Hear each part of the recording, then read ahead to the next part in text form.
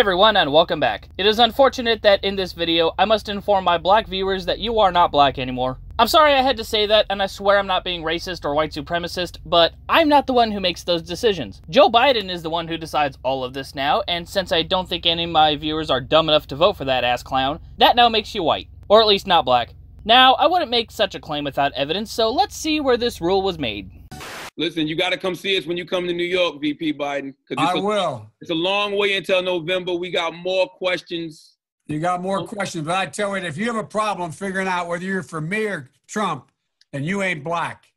Well, there you have it, straight from the horse's mouth. Oh wait, so you think this is racist as hell to say? Well, welcome to what we've been saying to SJWs for the last 5 years. Seriously, talk to any black person who's conservative or just doesn't follow the left's narrative and ask them what they've been called. While SJWs try to virtue signal for the black community over a lot of non-existent issues, they sit there and call black people names and slurs for not having the right political opinions. This is one thing about the SJW crowd that I have never understood. Same thing with other black folks that subscribe to this identity politics bullshit. How is this not insulting to every black American out there? I don't care what your political leaning is, how can you stand for anyone of any race disrespecting someone's racial identity because of something as arbitrary as a political opinion? It seriously baffles me. But anyway, putting the focus back on Biden, I want to play a couple clips from different Fox News segments where people gave their thoughts.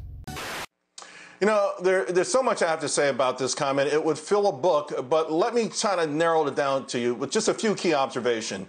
Joe Biden's policy and voting record have hurt black people, particularly young men. Joe Biden demeans black voters with this simplistic campaign slogan while ignoring the community's concerns with much more complicated issues. I've been fighting against this notion that you're not black enough unless you think a certain way, you vote a certain way, you speak a certain way, you do certain things. My whole life, I grew up military, pretty much neutral along the zone of can we all just get along no matter what we look like. This is more than just a little offensive. It is short-sighted. It is a blind spot for this former vice president. But you know, I think this says it better. It is black voices for Trump and their statement. I'm just going to read the first couple of sentences. White liberal elitists have continuously dictated which black Americans are allowed to come to the table and have a voice. It is clear now more than ever, following these racist and dehumanizing remarks, that Joe Biden believes black men and women are incapable of being independent or free-thinking. He truly believes that a 77-year-old white man should dictate how black people should behave. Joe Biden is using divisive political insinuations suggesting that Democrats are the good white people and Republicans are the bad white people, which is really amazing based on actual events in our history that truly propelled black people into freedom and a more just society. Well, I'm not going to whitewash his arrogant, insensitive, painful comment that he made. It tells me that he has taken the black vote for granted, and he will continue to do so. This is not the first time we've had rhetoric from the vice president that has been offensive. It was Senator Kamala Harris that called attention to Vice President Biden's ignorance on the issue of school busing. It was Senator Cory Booker who called him onto the carpet for the crime bill. Now, surprisingly enough, MSNBC addressed the comments, but as far as CNN, makes you wonder why, doesn't it? Anyway, I bet they're gonna just brush this under the rug as they do with everything Joe does that should make him completely unelectable. For example, remember this one? We have this notion that somehow if you're poor, you cannot do it.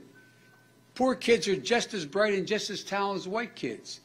There's also talk about Joe Biden's hands in legislation that has hurt the black community, and I may save that for a later video because Google wouldn't bring up anything about any of those things. But remember, Google isn't politically biased or trying to push an agenda or anything. Anyway, I rambled on about this enough for now, so my final thought is this. Don't vote for this ass clown. Hell, if you're black, vote for Trump just to spite Biden. I'm kidding, actually. Vote for whoever you like because this is America, and your identity, whatever it may be, is not invalid just because of where you lean politically. That is an idea from the left that needs to die.